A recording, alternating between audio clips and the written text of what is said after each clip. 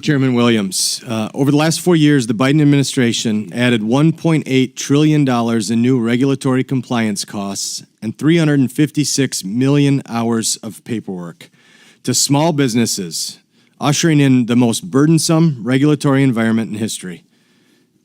In 1980, Congress passed the Regulatory Flexibility Act to protect small businesses from these burdens. Unfortunately, the Biden administration disregarded the law in favor of pushing a far-left agenda that burdened our small business community.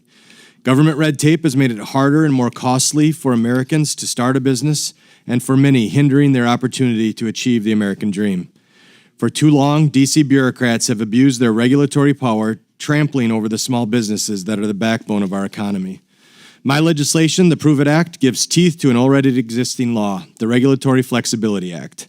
Under the Regulatory Flexibility Act, agencies are required to complete an initial and final analysis of their regulations and certify that they will not have a significant impact on a substantial number of small entities.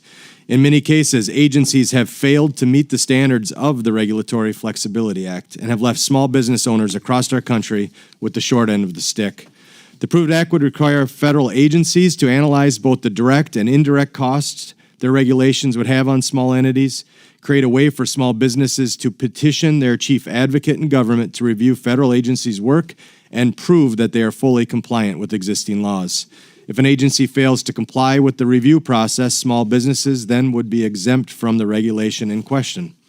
The Prove It Act would also ensure that small businesses can easily access pre-existing guidance documents via regulations.gov and give teeth to the retrospective review by requiring any regulation that agencies fail to perform from the already required 10-year respective review to be nullified.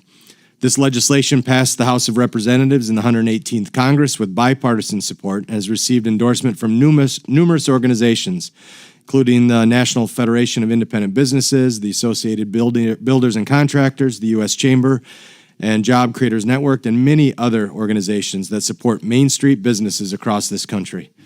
This common sense bill gives our hardworking American small business owners a larger voice in the regulatory process.